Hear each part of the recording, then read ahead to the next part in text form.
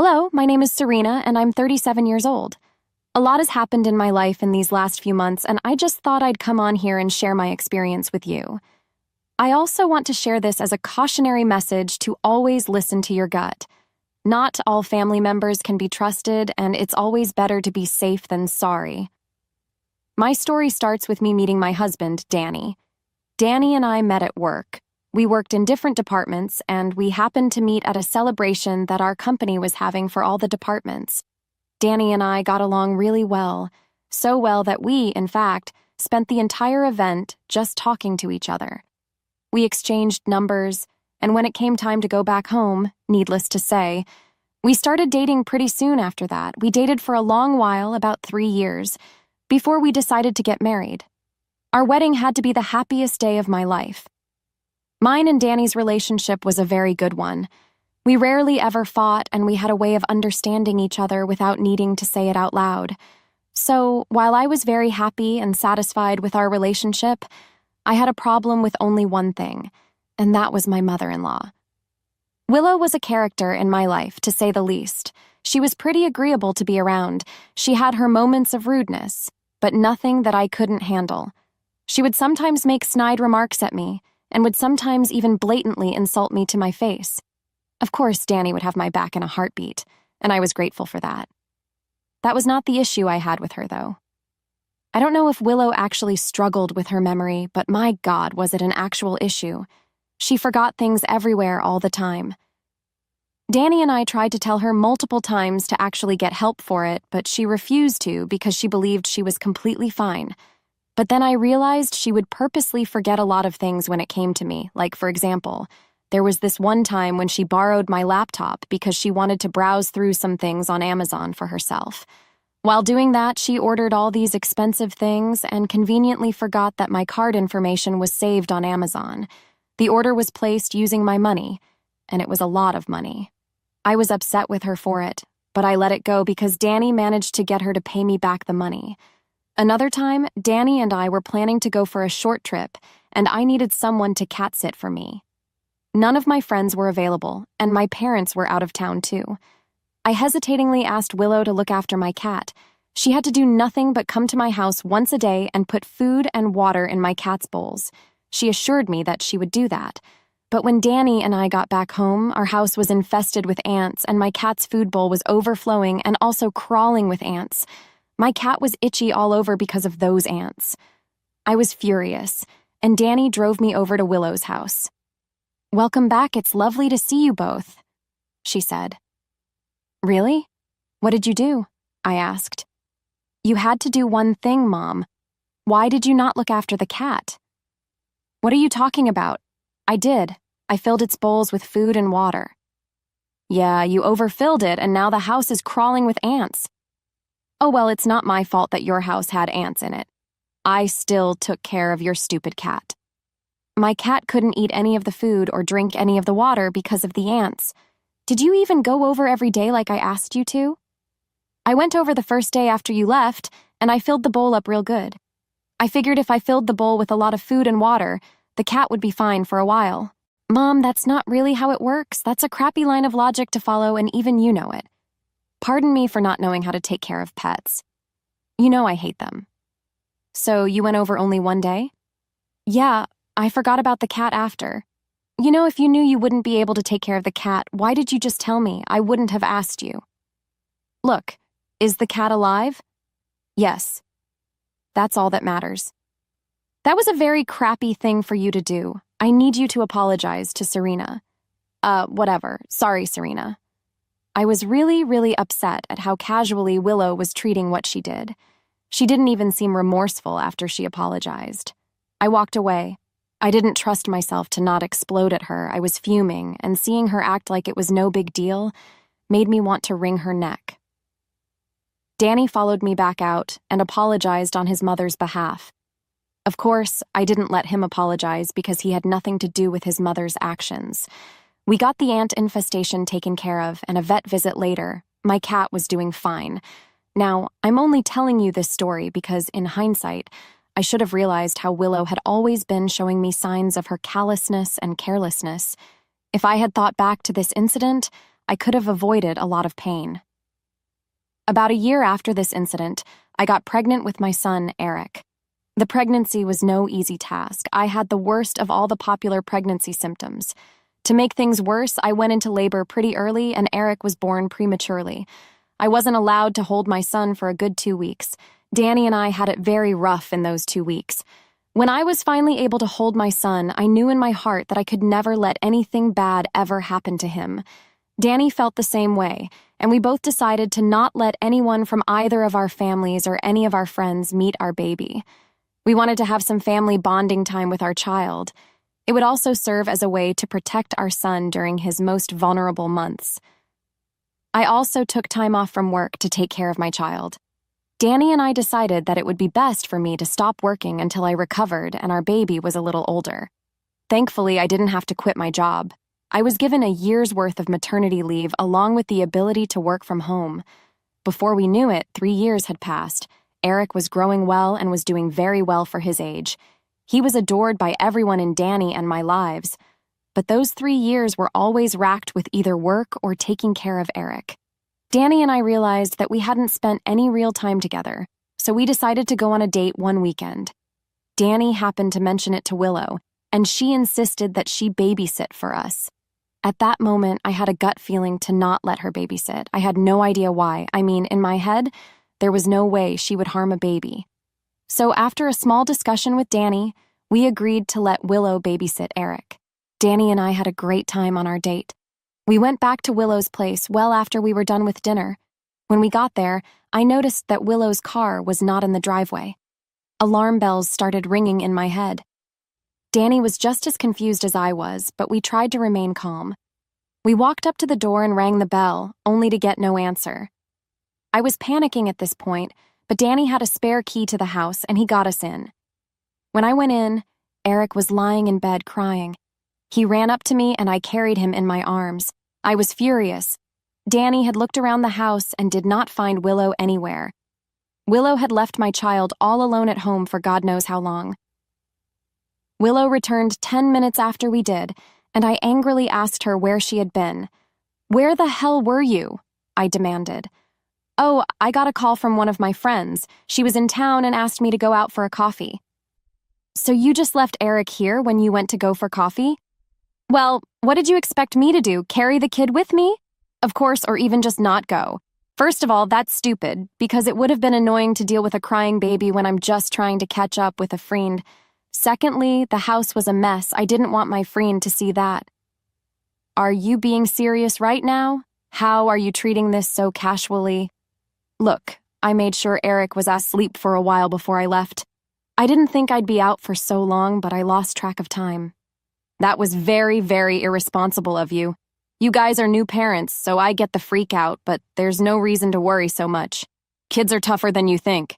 Just shut up. I never want you around Eric ever again." "You can't do that? Why?" "What would you have done if Eric got seriously hurt? You're lucky that we're not pressing charges on you." "But he didn't." "Danny, say something. You can't let me not see my grandson because of this. I'm just disgusted with how casually you're talking about this. Serena's right, and I support her decision. I don't want you near our son anytime soon." I didn't let Willow come near our family for the next 3 years.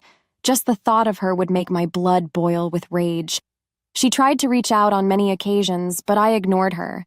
Danny was on my side, although I knew he didn't like not talking to his mom. I told him that he was free to talk to his mom and visit her. I just didn't want her back in mine or Eric's lives. Danny spoke to her every other weekend, and that was about the extent of our involvement with Willow. And then, one day, Danny told me that he had something to discuss with me. "So there's something I need to discuss with you. Mom has been calling me every day." "Oh, what does she want?" "She keeps apologizing for what she did to Eric 3 years ago." "Why is she suddenly apologizing for it?" "Well, she told me she wanted to see her grandson again." "Absolutely not." "Yeah, well, that's exactly what I said." Mom then went into this rant about how she's getting old and how she doesn't want to live the rest of her life estranged from her son and her grandson.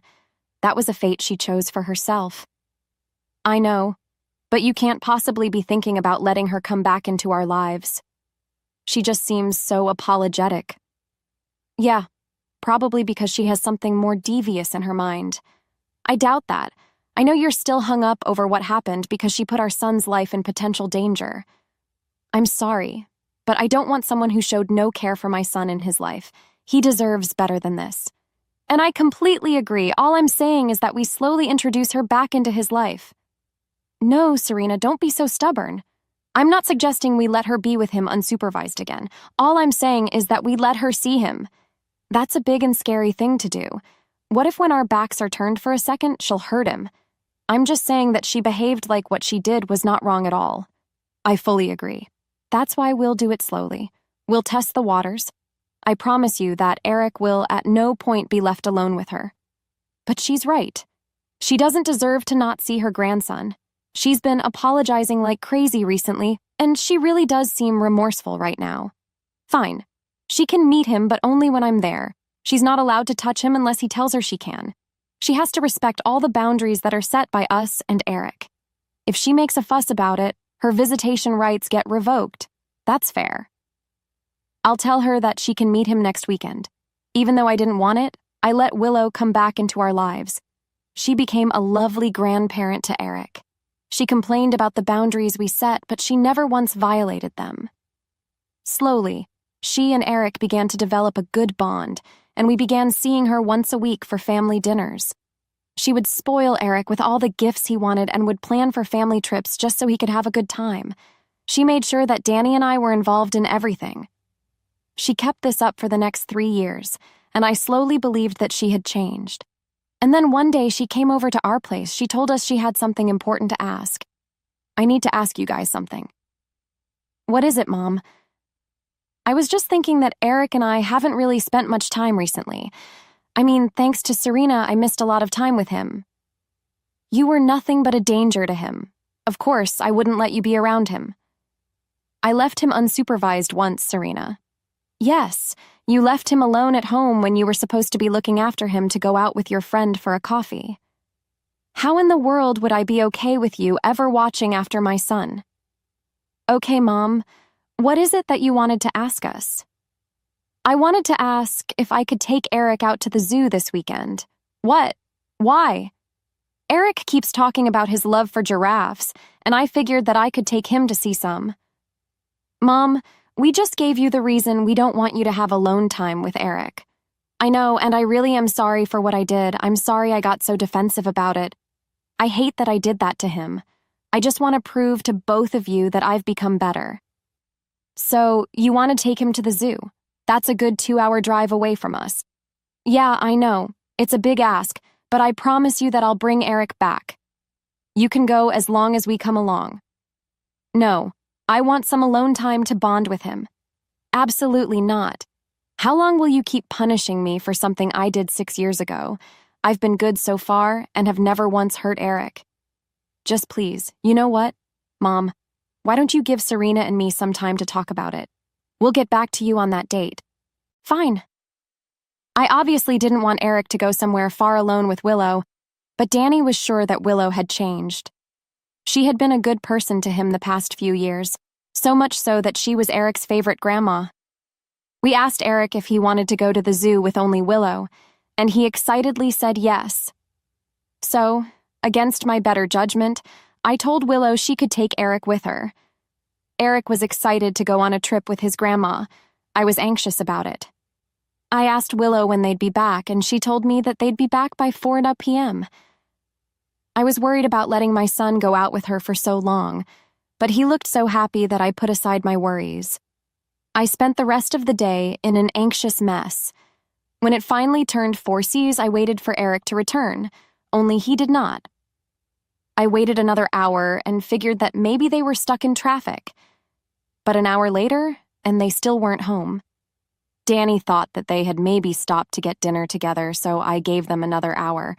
But when they still didn't come back, I called Willow. Willow? Yes, Serena? Where are you? I'm at home. All right. And where's Eric? You left with him this morning, and it's 6 p.m. right now. What's taking so long? Oh, right. I I think I forgot him at the zoo. I guess I also forgot to tell you about it." "What? What the hell do you mean by you forgot him at the zoo?" "Well, one minute he was holding my hand, and the next he wasn't. I didn't really pay much attention because I was heating up like crazy. I just left the zoo when it got too hot for me. I was halfway home and I realized that Eric wasn't in the car." "What the actual hell is wrong with you? How could you not immediately call me or the cops?" "Relax. It's not that big of a deal. The zoo is open until 8 p.m. I'm sure if you leave right now, you'll get there in time to bring him back." "How are you being so nonchalant about this?" "He's just a child. He's old enough to know where to go if he's lost. He'll be fine. You just go collect him right away. I'm going to make sure you live to regret doing this." I hung up the phone on her. I was scared about what was happening with Eric. Danny and I drove as fast as we could to the zoo. Danny kept apologizing for convincing me to let Willow take Eric, but I too should have been smarter about making that decision. It was only natural to trust someone who was supposed to be family. On the way to the zoo, I managed to get in contact with the management, who told me that my son was doing okay and was sitting in the security room. I informed them that my husband and I were on our way, and they assured me that my son was safe and would be there when we got there. When we got there, the zoo had closed, but the security was waiting for Danny and me. They led us to Eric, who began crying as soon as he saw us. He refused to let go of us for a good 5 minutes. The security guards informed us that he had cried for hours until he finally just remained silent. The entire time, Danny and I tried to ask him questions, but he refused to talk. He was still scared and wouldn't stop crying. On the drive back home, I sat in the back with him. He kept crying, and my heart hurt for him. I knew I needed to put Willow in her place. I told Danny that I wanted to get the cops involved, and he agreed with me. So, I called the cops and reported everything that Willow had done. They told me that they'd bring Willow in, but they'd need Danny and me to make statements. An hour later, I got a call from Willow. "Why are there cops at my door?" "I told you that I'll make you regret it. It was not a big deal. You got the police involved in this?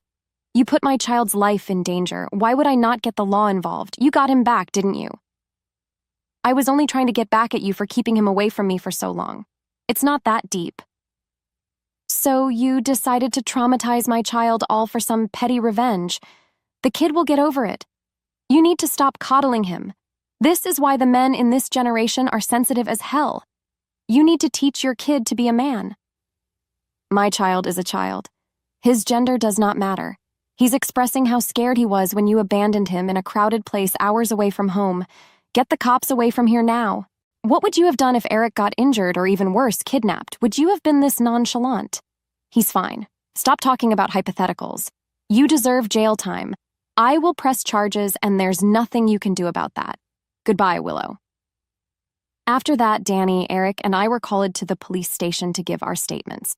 Danny and I both recounted instances of Willow constantly being careless in ways that endangered Eric. Then, the cops asked Eric if he could tell them what had happened. Eric was afraid of the officers, but I managed to calm him down and tell him that he had nothing to be afraid of. One of the police officers offered him a donut, and he immediately relaxed a little. He didn't talk for a while because he was still processing everything that happened. The police let us take our time. Danny and I engaged Eric's attention to the best of our ability. We tried to make him feel like he was finally safe and nothing bad was going to happen again. Finally, Eric opened up and told us and the police that Willow had left him at the zoo when he was standing in front of the lion enclosure. Upon a few more questions being asked, Eric revealed that Willow had told him that she had a surprise for him and made him cover his eyes and count to 10. When he opened his eyes, Willow was gone, and she never came back for him. Thankfully, he managed to find security, and they kept him in their cabin until Danny and I arrived. I was furious, and I asked the police to be serious when it came to dealing with Willow. They assured me that they would be. Over the next few months, Danny and I went to quite a few court trials against Willow. She was charged with child desertion and endangerment. Eventually, she was sentenced to 10 years in jail. Willow looked devastated, but I felt like a weight had been lifted off my shoulders. I no longer had to worry about my son being put in dangerous situations in her hands. Eric has been getting better. One of the first things that Danny and I did after the incident was put him in therapy. It has been helping him a lot. Danny and I are slowly getting through this as well. I know that Danny has been struggling with a lot more considering his own mother put his son's life in danger. It's slow progress, but we're learning to live normally again.